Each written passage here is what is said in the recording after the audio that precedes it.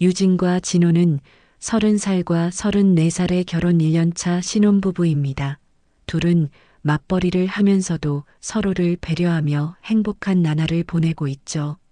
진호는 대기업 해외 영업팀 소속으로 업무 능력을 인정받는 인재였습니다. 그런 진호에게 중요한 해외 프로젝트가 맡겨졌어요. 3주간의 유럽 출장이었습니다. 진호는 걱정스러운 마음으로 유진의 손을 잡았습니다. 괜찮겠어. 혼자 있는 거 나 없어도 잘 지낼 수 있지. 당연하지. 출장 열심히 다녀와. 난 여기서 잘 지내고 있을 테니까 걱정 말고. 진호는 아내의 말에 안심하며 유럽으로 떠났습니다. 출장 기간 동안 둘은 영상통화로 소통하며 그리움을 달랬어요. 그렇게 3주가 지나고 진호는 한국으로 돌아왔습니다. 피곤에 절어있는 진호를 반겨주는 유진의 모습이 반가웠죠. 하지만 유진의 표정이 조금 달라 보였어요. 평소보다 긴장한 듯한 그런 얼굴이었습니다. 진호는 출장 선물로 유진이 좋아하는 향수를 건넸습니다. 유진은 선물을 받고 기뻐하면서도 어딘가 모르게 떨리는 목소리로 말했어요. 고마워. 근데 나 할 말이 있어. 무슨 일이야? 괜찮아. 유진은 깊게 숨을 들이쉬고는 떨리는 목소리로 말했습니다. 우리 아기 생긴 것 같아. 진호는 그 말에 잠시 멍해졌다가 이내 환하게 웃었습니다. 결혼 후 아이를 갖고 싶다는 이야기를 종종 나눴던 터라 기쁜 소식이었죠. 하지만 그 순간 진호의 머릿속에 문득 의문이 스쳤습니다. 자신이 3주간 출장을 다녀온 상황에서 임신이라니 날짜가 맞지 않는 것 같았어요. 정말이야. 언제 병원에 가봤어? 이틀 전에 갔어. 의사 선생님이 임신 4주차 정도라고 하셨어. 그 말을 듣는 순간 진호의 미소가 굳어졌습니다. 출장 가기 전에 관계를 가진 적이 있었지만 임신 4주차라면 자신이 출장 중일 때 아이가 생긴 셈이었죠. 하지만 진호는 의심을 감추며 밝은 표정을 지었습니다. 잘 됐네. 그럼 내일 같이 병원에 가보자. 정확한 날짜도 알아보고. 다음 날 진호와 유진은 함께 산부인과를 찾았습니다. 의사는 초음파 검사를 마치고 정확한 임신 시기를 알려주었어요. 내 예상 수태일은 한 달 전 중순 정도로 보입니다. 건강하게 잘 자라고 있으니 걱정 마세요. 유진은 기쁜 표정으로 진호를 바라봤지만 진호의 얼굴은 굳어 있었습니다. 자신이 출장 중이던 시기와 수태일이 정확히 일치했기 때문이죠. 병원을 나온 후 진호는 말이 없었어요.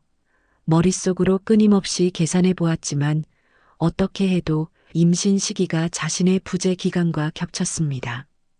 집에 도착한 후 진호는 차분하게 물었습니다. 내가 없을 때 누구 만났어? 갑작스러운 질문에 유진의 표정이 굳었어요. 그냥 평소처럼 회사 다니고 친구들 만났어. 왜 그런 질문을 해? 마음속 의심이 점점 커져갔지만 진호는 더 이상 묻지 않았습니다. 대신 조용히 관찰하기로 했어요. 그날 밤 유진이 잠든 후 진호는 아내의 휴대폰을 살펴보았죠. 메시지 목록에서 도훈이라는 이름이 자주 보였습니다. 도훈은 진호의 대학 동기이자 절친한 친구였어요.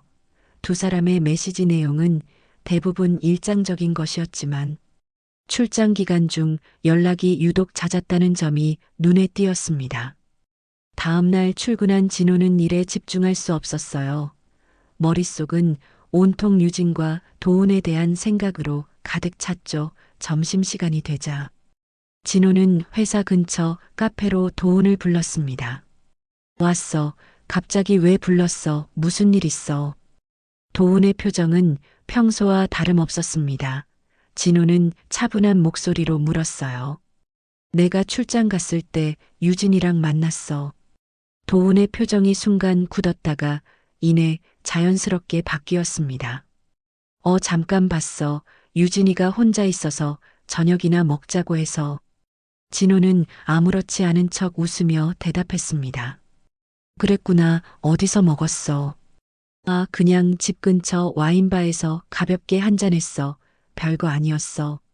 진호는 더 이상 묻지 않고 대화 주제를 바꿨습니다. 하지만 마음속으로는 와인바라는 단서를 놓치지 않았어요.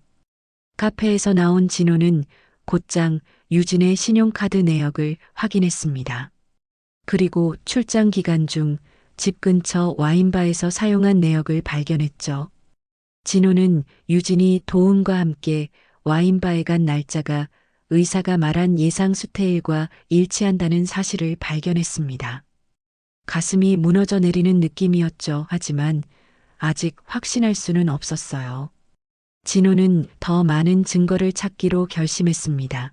그는 아파트 단지 입구의 CCTV 영상을 확인하기 위해 관리사무소를 찾았어요. 안녕하세요. 저희 집 앞 CCTV 영상을 볼 수 있을까요? 혹시 도둑이 들었는지 확인하고 싶습니다. 관리인은 진호의 신분증을 확인한 후 컴퓨터 화면을 보여주었습니다. 진호는 자신이 출장 중이던 날짜의 영상을 찾아보았어요. 그리고 그날 밤 도훈이 아파트에 들어오는 모습을 발견했죠. 오후 8시에 들어와서 다음날 아침 6시에 나가는 모습까지 확인할 수 있었습니다. 진호의 손이 떨려왔어요. 하지만 아직 결정적인 증거는 아니었습니다. 친구가 술을 마시고 자고 갔을 수도 있었으니까요. 진호는 출근한 척하고 아파트 주차장에 숨어 있다가 유진이 출근하는 것을 확인했습니다. 그리고 빈 집으로 돌아와 구석구석을 살펴보기 시작했어요. 침실 옷장을 뒤지던 중 진호는 도훈의 넥타이를 발견했습니다. 도훈이 언젠가 직접 사온 고급 브랜드 넥타이였어요. 자신의 것과 똑같은 넥타이였지만 도훈은 진호와 같은 넥타이를 구입했다며 자랑했던 기억이 났습니다. 그런 넥타이가 왜 침실 옷장에 있는지 이해할 수 없었죠. 진호는 이제 거의 확신이 들었지만 한 가지 더 확인하고 싶었습니다. 그는 사설 탐정을 고용했어요. 일주일 후 탐정은 보고서를 가지고 왔습니다. 고객님 조사 결과를 말씀드리겠습니다. 출장 기간 중 도훈 씨가 총 5번 고객님의 집을 방문했습니다. 모두 저녁 시간에 방문했고 3번은 다음날 아침에 나갔습니다. 그리고 유진 씨와 도훈 씨가 함께 찍힌 사진이 있습니다. 진호는 탐정이 건넨 사진을 보고 가슴이 찢어지는 것 같았습니다. 유진과 도훈이 손을 잡고 길을 걷고 있는 모습이었어요. 두 사람의 표정이 밝았습니다. 너무 행복해 보였죠. 진호는 이제 모든 사실을 직면할 시간이라고 생각했어요. 그날 저녁 진호는 일찍 퇴근했습니다. 집에 돌아오자 유진이 저녁을 준비하고 있었죠. 평소와 같은 일장처럼 보였지만 진호의 마음은 이미 무너져 내린 상태였어요. 유진은 밝은 표정으로 진호를 맞이했습니다. 일찍 왔네. 오늘 몸이 좀 어때? 임신 초기라 그런지 조금 피곤하긴 한데 괜찮아. 진호는 유진의 말에 대답하지 않고 가방에서 탐정의 보고서를 꺼냈습니다. 그리고 식탁 위에 사진들을 하나씩 늘어놓았어요. 유진의 얼굴이 순식간에 창백해졌습니다. 이게 뭐야? 알면서 왜 묻니? 내가 출장 가 있는 동안 도훈이랑 있었던 일이야. 유진은 말없이 의자에 주저앉았습니다. 그녀의 눈에서는 눈물이 흘러내렸어요. 설명할 수 있어. 설명 들을 필요 없어. 임신한 아이는 내 아이가 아니지. 침묵이 이어졌습니다. 유진은 낮은 목소리로 말했어요. 미안해, 정말 미안해. 진호는 비웃듯 웃었습니다. 미안하다고 끝날 일이야. 내 인생이 무너졌는데. 유진은 흐느끼며 말했어요. 그날 너무 외로웠어. 도훈이가 갑자기 연락이 와서 만났는데 술을 마시다 보니 정신을 차렸을 때는 이미 일이 벌어져 있었어. 단 한 번의 실수였어. 정말이야. 단 한 번이요. 단 한 번의 실수로 아이까지 생겼다고. 유진은 고개를 떨구고 울기만 했습니다. 진호는 차갑게 말했어요. 낙태할 거야. 유진은 고개를 들었습니다. 눈물로 범벅이 된 얼굴이었지만 단호한 표정이었어요. 난 이 아이를 낳을 거야. 낳고 싶으면 낳아 하지만 내 아내로서가 아니라 혼자서 키워. 진호는 말을 마치고 방으로 들어가 짐을 싸기 시작했습니다. 유진은 뒤따라와 진호의 팔을 잡았어요. 제발 한 번만 용서해줘. 다시는 이런 일 없을 거야. 우리 그동안 쌓아온 것들 다 버리지 마. 진호는 유진의 손을 뿌리쳤습니다. 내가 아닌 다른 남자의 아이를 키우면서 살라고 어떻게 날 보면서 도훈을 떠올리지 않을 수 있겠어. 게다가 그 남자는 내 친구였어. 유진은 바닥에 무릎을 꿇고 진호의 다리를 붙잡았어요. 제발 용서해줘. 한 번만 기회를 줘. 우리 사이에 있었던 모든 행복한 시간들 생각해봐. 진호는 유진의 애원에도 무감각해진 상태였습니다. 그는 가방을 들고 현관으로 향했어요. 난 오늘부터 회사 기숙사에서 지낼 거야. 변호사를 통해 이혼 절차를 밟겠어. 내가 원하는 대로 아이는 낳아. 하지만 내 자식이 될 수는 없어. 유진은 바닥에 주저앉아 흐느꼈지만 진호는 뒤돌아보지 않고 집을 나섰습니다. 그는 차에 탄 후에야 눈물을 쏟아냈어요. 진호는 거칠게 핸들을 내리쳤습니다. 배신감과 분노가 온몸을 휩쓸었죠. 그는 곧장 도훈의 집으로 향했어요. 도훈의 아파트 앞에 도착하자 진호는 인터폰을 눌렀습니다. 누구세요? 나야 진호. 잠시 정적이 흐른 후 현관문이 열렸어요. 도훈이 긴장한 표정으로 서 있었습니다. 진호는 말없이 도훈의 멱살을 잡고 안으로 밀어붙였죠. 어떻게 된 거야? 왜 이러는 거야? 다 알아. 넌 내가 없을 때 유진이랑 관계를 가졌지. 그리고 그 아이가 생겼어. 도훈은 창백한 얼굴로 진호를 바라보았습니다. 도망칠 곳이 없다는 것을 알았는지 그는 체념한 표정으로 말했어요. 미안하다. 정말 미안해. 난 유진이를 좋아했어. 대학 때부터 내가 그녀를 만나기 전부터. 근데 넌 항상 내가 좋아하는 여자를 가져갔어. 이번에도 그랬고. 진호는 도훈의 말이 끝나기도 전에 주먹을 날렸습니다. 도훈의 얼굴이 옆으로 돌아갔고 그는 바닥에 쓰러졌어요. 그런 변명이 통할 것 같아. 난 내가 그런 마음인지 전혀 몰랐어. 왜 말하지 않았어? 그리고 내가 그녀를 좋아했다면 왜 내가 결혼한 그녀를 범했어? 도훈은 입술에서 흐르는 피를 닦으며 천천히 일어났습니다. 나도 후회에 술에 취해 이성을 잃었어. 유진이도 너무 외롭다고 했고. 그 순간 우리는 실수를 했어. 다시는 그런 일 없을 거야. 정말이야. 진호는 다시 한번 도훈에게 주먹을 날렸습니다. 그의 눈에는 분노의 눈물이 고여 있었어요. 우정이 배신으로 끝나는 건 정말 가슴 아픈 일이죠.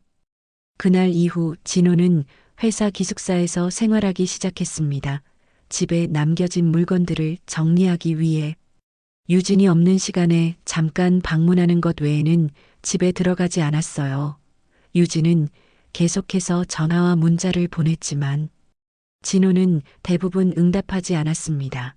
그는 변호사를 만나 이혼 절차에 대해 상담받았어요. 변호사님, 제 상황은 이렇습니다. 제가 출장 간 사이 아내가 제 친구와 바람을 피웠고 그 과정에서 임신까지 했습니다. 변호사는 진호의 말을 듣고 난 후 고개를 끄덕였습니다. 상당히 어려운 상황이네요. 하지만 법적으로는 유리한 쪽이에요. 유책 배우자에 대한 위자료 청구가 가능합니다. 그리고 상간자 소송도 가능하지요. 진호는 그 말에 조금 생각해 보다가 말했어요. 상간자 소송은 어떻게 진행되나요? 상대방의 불륜 행위로 정신적 피해를 입었다는 것을 입증해야 합니다. 증거가 있으신가요? 내 사설 탐정을 통해 확보한 증거가 있습니다. 좋습니다. 그럼 이혼 소송과 함께 상간자 소송도 준비해 보겠습니다. 진호는 회사에 일주일간의 휴가를 신청했습니다. 정신적으로 너무 힘든 상황이었기 때문이죠. 그는 부모님께도 상황을 알렸어요. 아들 갑자기 무슨 일이야? 목소리가 안 좋구나. 어머니, 저 이혼할 것 같아요. 무슨 소리야, 갑자기 왜? 아내가 제가 출장 간 사이에 제 친구와 관계를 가졌어요. 그리고 임신까지 했습니다. 받아들이기 힘든 소식에 어머니는 한참 동안 말을 잇지 못했습니다. 아버지가 전화를 받아 말씀하셨어요. 진호야, 많이 힘들겠구나. 지금 어디 있니? 우리가 가볼까? 아니요, 괜찮습니다. 저 혼자 있고 싶어요. 회사 기숙사에서 지내고 있으니 걱정 마세요. 전화를 끊은 후 진호는 소주 한 병을 마셨습니다. 술에 취해 도훈에게 전화를 걸었어요. 내가 날 배신한 이유가 뭐야? 우린 10년 넘게 친구로 지냈잖아.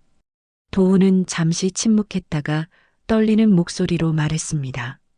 진짜 미안해. 난 그때 내가 얼마나 소중한지 몰랐어. 술에 취해 있었고 이성을 잃었어.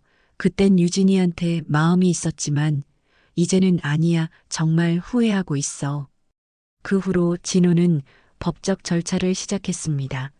이혼 소송과 함께 도훈을 상대로 한 상간자 소송도 제기했어요. 법원에 출석한 날 유진은 진호에게 마지막으로 대화를 시도했습니다. 하지만 진호는 아무 말 없이 지나쳤어요. 법정에서 담당 판사는 양측의 주장을 들었습니다. 피고인 측은 어떤 입장인가요? 유진의 변호사가 일어났습니다. 피고인은 불륜 사실을 인정합니다. 하지만 단 한 번의 실수였으며 혼인 관계를 지속하고 싶다는 의사를 밝히고 있습니다. 원고 측은 어떻습니까? 진호의 변호사가 자료를 제출하며 말했어요. 저희는 피고인이 원고의 친구와 불륜 관계를 가졌으며 그 결과 임신을 하게 된 사실을 증명할 증거를 제출합니다. 원고는 이러한 배신을 용서할 수 없으며 이혼을 원합니다. 재판이 진행되는 동안 진호는 감정을 억누르며 법정에 앉아 있었습니다. 시간이 흘러 판결이 내려졌어요. 예상대로 법원은 진호의 손을 들어주었습니다. 유진은 위자료를 지불해야 했고 재산 분할 없이 이혼이 성립되었어요. 도훈과의 상간자 소송에서도 진호는 승소했습니다. 금전적인 보상을 받게 되었지만 진호의 마음은 여전히 공허했죠. 판결 후 밖으로 나오는 진호에게 유진이 다가왔습니다. 그녀의 배는 이제 조금씩 불러오고 있었어요. 진호야, 정말 이게 우리의 마지막이니 다시 생각해 볼 수는 없을까? 우리가 함께 했던 시간들을 모두 버리고 싶니? 진호는 고개를 돌려 유진을 바라보았습니다. 한때는 사랑했던 여자였지만 이제는 낯선 사람처럼 느껴졌어요. 우리가 함께 했던 시간들은 진심이었어. 하지만 넌 그걸 모두 버렸어. 그 아이가 커가는 모습을 볼 때마다 난 도훈이 생각날 거야. 그런 상처를 안고 살 수는 없어. 유진의 눈에서 눈물이 흘러내렸습니다. 진호는 돌아서서 걸어갔어요. 도훈도 법정 밖에서 기다리고 있었습니다. 그는 진호에게 다가와 말했죠. 내가 한 짓은 용서받을 수 없다는 걸 알아. 하지만 정말 미안해. 내가 평생 날 미워해도 이해해. 진호는 도훈을 바라보았습니다. 한때 그를 형제처럼 생각했었는데 이제는 모든 게 끝났어요. 법적 절차가 모두 마무리된 후 진호는 새로운 삶을 시작하기로 했습니다. 회사에 복직한 그는 해외 지사로 발령을 자청했어요. 한국을 떠나 새로운 환경에서 상처를 치유하고 싶었기 때문이죠. 진호는 서울 아파트를 정리하고 짐을 꾸렸습니다. 막상 떠나려니 지난 시간이 주마등처럼 스쳐 지나갔어요. 진호는 책장에서 결혼 앨범을 꺼내 마지막으로 펼쳐보았습니다. 웨딩드레스를 입고 환하게 웃고 있는 유진의 모습, 행복에 들떠있던 자신의 표정, 그리고 그 옆에 주례로 서 있는 도훈까지 모두가 행복해 보였습니다. 진호는 앨범을 쓰레기통에 버렸어요. 더 이상 과거에 얽매이지 않겠다는 결심이었죠. 출국 전날 진호의 부모님이 찾아오셨습니다. 어머니는 아들의 얼굴을 쓰다듬으며 말씀하셨어요. 꼭 가야 하니 여기서도 새 출발할 수 있잖아. 아버지가 어머니의 어깨를 토닥이며 말했습니다. 아들이 마음의 결정을 했으니 존중해주자. 진호야, 내 선택을 믿는다 하지만 언제든 돌아오고 싶을 때 우리 집은 항상 열려 있다는 걸 잊지 마라. 진호는 부모님을 안아드렸습니다. 그리고 다음 날 아침 공항으로 향했어요. 탑승 시간이 되어 게이트로 향하던 진호는 문득 누군가 자신을 부르는 소리를 들었습니다. 뒤돌아보니 유진이 달려오고 있었어요. 그녀의 배는 5개월 차로 꽤 불러와 있었습니다. 제발 가지마. 내가 잘못했어. 한 번만 용서해줘. 진호는 담담하게 말했습니다. 난 이미 모든 걸 용서했어. 하지만 용서와 함께 살아가는 건 다른 문제야. 넌 내 삶을 살고 나도 내 삶을 살자. 새 출발이 필요해. 유진은 말없이 울기만 했습니다. 진호는 주머니에서 봉투를 꺼냈어요. 이건 내가 받은 위자료와 상간자 소송. 배상금이야. 아이를 위해서. 비록 내 아이는 아니지만 그 아이는 죄가 없으니까. 유진은 놀란 표정으로 진호를 바라보았습니다. 그의 마음이 얼마나 넓은지 새삼 깨달은 듯했어요. 진호는 마지막으로 말했습니다. 진짜 가족은 피가 아니라 믿음으로 만들어지는 거였어. 난 그 믿음이 깨져버려서 더 이상 가족이 될 수 없었지만 넌 그 아이에게 좋은 어머니가 되길 바라. 그렇게 말한 진호는 돌아서서 탑승구로 걸어갔습니다. 뒤에서 유진의 흐느끼는 소리가 들렸지만 더 이상 돌아보지 않았어요. 진호는 비행기 창가에 앉아 이륙하는 서울의 풍경을 바라보았습니다. 슬픔과 후회. 그리고 분노가 있었지만 이제는 새로운 시작에 대한 기대도 함께했죠. 그는 창밖으로 보이는 구름을 바라보며 생각했습니다. 이제 모든 것을 내려놓고 새로운 삶을 시작할 시간이다.